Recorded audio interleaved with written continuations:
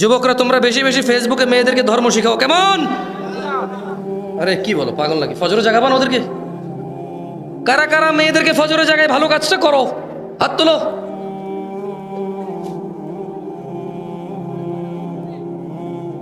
মেয়েটা খুব ভালো হুজুর, খুব ভালো।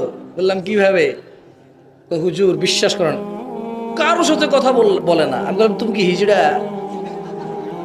কারোর মধ্যে কি তুমি পড়ো না? তুমি ওর আব্বা, ওর খালু, সরি ওর ওর তুমি মামা, ওর তুমি চাচা, ওর তুমি ভাতিজা ভাইগনা?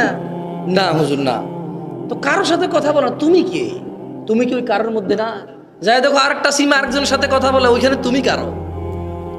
ওই ছেলে যখন বলে কারোর সাথে কথা বলো না, কারণ ওই কারোটা তুমি থাকো। মেয়ে বলে যে এই ছেলেটা খুব ভালো, ওকে বিয়ে করতে বলে ঠিক হইতো। তো কি হয়েছে?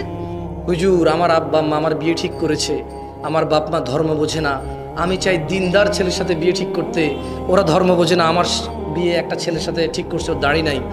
বললাম যে তো দিনদার আপনার পছন্দ কেউ আছে? বলে যে আমি এমনি কথা হয় না, একটা ছেলের সাথে মেসেঞ্জারে মেসেজ করি, ওই ছেলেটা খুব ভালো। মনে রাখবা বোন আমার, যেই ছেলেরে বুঝে গেছো তুমি ভালো, ওই ছেলের ভালো না।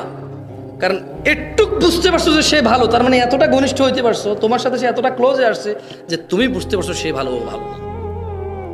ছোট ভাই আমার, যে মেয়েটার সাথে তোমার পরিচয় হয়ে গেছে বিয়ের আগে, এবং তুমি গভীরভাবে বুঝতে পারছো মেয়েটা ভালো, এটা আর ভালো না। কারণ তুমি এতটুকু অবজার্ভ করতে পারছো, সে তোমার এতটুকু অবজার্ভের সুযোগ দিছে যে তুমি বুঝতে পারছো সে ভালো, সে আর ভালো না।